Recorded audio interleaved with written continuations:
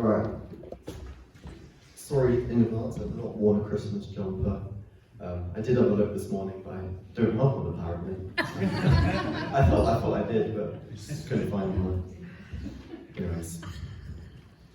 I think nowadays, if someone told me that they were following a star, I think they're a bit weird. Or it'd at least take a lot of convincing for me to think that they're a wise person. Just to reiterate the bit that Mo had shared from, this is from Matthew 2. After Jesus was born in Bethlehem, in Judea, during the time of King Herod, Magi from the east came to Jerusalem and asked, "Where is the one who's been born King of the Jews? We saw his star when it rose, and have come to worship him." Why did they follow a star? Well, if you imagine living in the ancient world, the night sky is all mapped out, and people claim that they understand it. Right, night after night, it's the same stars and it's the same patterns. So when something does change, people back then weren't just sort of, oh, cool, science. They would have thought, the gods have some news for us. There's actually a famous example of this. When Caesar Augustus, or sorry, Julius Caesar died in 44 BC, Nova appeared above his funeral pyre. And people thought that he'd become a star, that he'd joined the gods. And so it was in fashion for great leaders to get their own star. So when the Magi see something unusual in the sky, they don't think, that's pretty. They think, that must be to do with some important person. If you lived in the 1st century Roman Empire, you'd also have known there's a rumour going about that a world-changing leader was going to come out of Judea. The rumour was big enough that the Roman general in Judea was worried about it, and then he ended up started using it for his own propaganda. So for the Magi to see a star and assume it might be to do with a leader, the first place they would head is Judea, Jerusalem being its capital. But what did they see? Some think it was a comet. We actually have some tablets from some ancient Babylonian astronomers that describe observing a very rare occurrence. Two of the brightest planets, Jupiter and Saturn, appearing to collide in a part of the sky called Pisces. Not once, but 3 times in the same year. 29th of May, 3rd of October, 4th of December. All in the same year Jesus was likely born in. And what that actually meant was, Pisces marked the point in the sky where the sun ended and started a new course. Jupiter was the planet of royalty, and Saturn had long been a symbol of Israel. So for them to see something in the sky, if they were clever enough astronomers, they would genuinely be able to think, a new age in which a royal leader would come out of Israel. I think that's pretty cool. I always assumed they just saw God on vibes. And if you think that was nerdy, I cut quite a lot out of that. It might not have been what the Magi saw, but it is recorded as having happened on those dates, Jupiter and Saturn meeting, so it's definitely possible. I'm not saying we need to brush up on astronomy. God spoke that way at the time, maybe in part because it's how people back then expected him to speak, and that he's willing to change the way he speaks so that we can notice and understand him, because he wants to be heard. God reached into the context that the Magi were looking for revelation in. But that doesn't mean that they had it sort of dead easy. They still dropped whatever they were up to, and they travelled half a year across a desert. And not only that, they had the faith to bring expensive gifts with them, and even came with the intention of worshipping a newborn king. How they had the faith to do so much, or the insight to know so much, since they weren't Jewish and didn't have all these prophecies to sort of predict that the Messiah was coming. I don't know. It's interesting how people the furthest from God geographically were the most open, and the people closest, the chief priests, were the most closed off. But then God does like to work in surprises. He rarely does things how people expect. I mean, Jesus was not what the Jews expected the Messiah to be at all. I can pretend to be able to predict the ways that God will and won't reveal himself, but I don't have any authority to make God speak a certain way.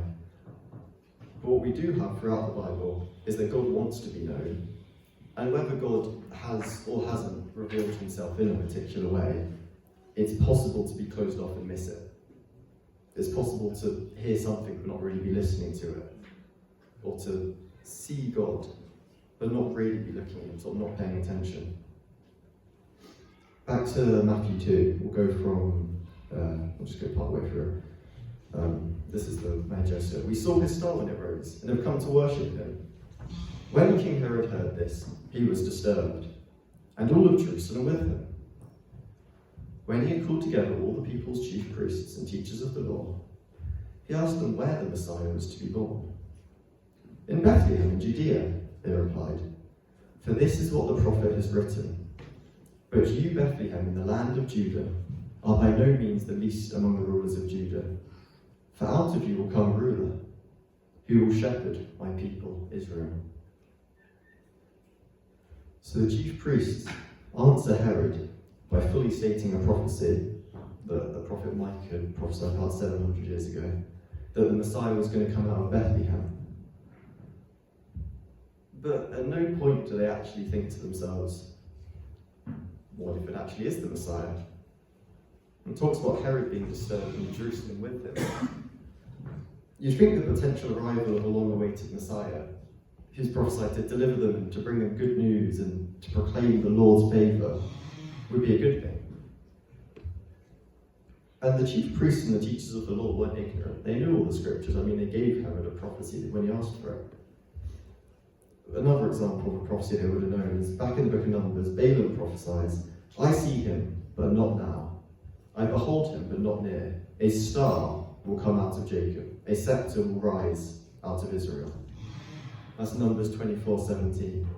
So a star, a king, a ruler coming out of Israel. But when the Magi arrive and ask, where is the one who's been born King of the Jews? Herod's advisors, who know this prophecy, don't even for a second consider that it may actually be the Messiah. Their response is almost as surprising as the Magi, but for the opposite reason. The Magi have the insight to infer the Messiah has been born based on what they've seen in the sky. The chief priests and teachers of the law lack the insight that even when reading one of the prophecies out loud about the Messiah to Herod, they don't even consider what they're saying might actually be true as they're saying it. And the Magi have the faith to travel half a year with expensive gifts to give in worship. The chief priests are about 2 hours away, from Jerusalem to Bethlehem. They could have visited and been home for dinner, but nothing in them moves. So what are we meant to do? Be more like Magi, less like chief priests? What does that mean? God has given a gift, his Son, a means to forgive everything we've done and create a relationship with us. And that gift is for us to claim. God wanted the Magi to receive the gift, and so he got their attention. He loved them, and he let them know. He didn't tell them everything he had planned for the newborn Jesus, but he gave them enough information that they'd come. And that gift was also available for the chief priests. God had promised them a Messiah, given them prophecies to help them keep hope until he comes, and also signs to tell if someone was the Messiah. And then he brings the Magi before them, who say they believe the King of the Jews has been born, and that they've seen a star appear. But the chief priests don't do anything, and God doesn't make them come. But the invite is there. And it's the same gift that we are invited to come and claim. And we can reclaim it every time we fall back on old habits or forget about God. And not just in a collective sense, we, but individually as well. The gift is for you.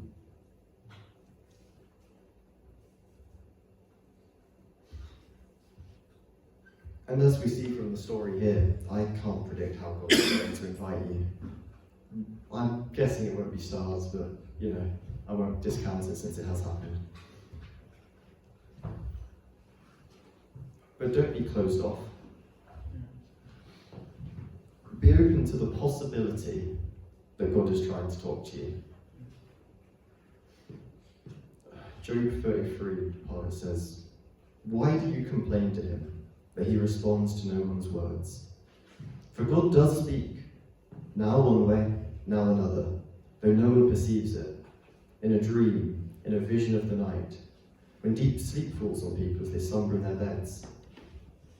It's just an example. Maybe God's speaking to you now. Maybe not. For the sake of not being closed off, how about we see? We'll give God a chance to speak now. If everyone would close their eyes quickly. Nothing dramatic has to happen. We'll just give God a chance to say something. Just take a second to be still. Let your mind slow down a little bit. And if you're happy to, just say in your head, "God, I'm open to you speaking now. If there's anything you want to say to me."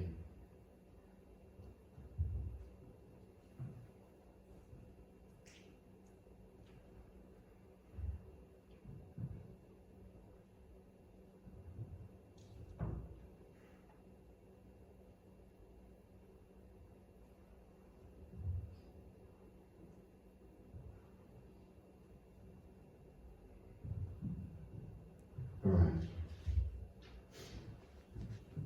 It's that simple though. No clever words being used, no place you have to go, just asking God if he wants to say something. If you think God spoke to you just now, that's great. If not, that's alright. God has the authority to decide how and when he's going to speak to people. Alright, final point. If God spoke to you right now, or if he does at some point later, respond to what he says. God may be merciful enough not to call you to 6 months of walking through a desert, but whatever it is he calls you to, he has good plans to prosper you, not to harm you. Respond in faith, and just be open to see what happens. And don't overcomplicate it. That little prayer we just did, not complicated. Tomorrow morning you could do the same thing, 3 minutes, you could be having a shower. Just, "God, is there anything you want to say to me?" And just slow down for a second and see. And then you can get on with your day. It's not a big ask. And to wrap up, we have a gift waiting to be opened. That gift is what God has already done. Classic John 3:16, that God so loved the world that he gave his one and only Son, that whoever believes in him shall not perish but have eternal life. It's the best gift we will ever receive. It's freedom from the bad things we've done, peace in the stuff going on now, and hope for a better future. And all we have to do is accept it. And God's excited for us to open that gift. He wants to let us know that the gift is available, to invite us to come and claim it for the first time or the 100th. Just be open to receiving an invite.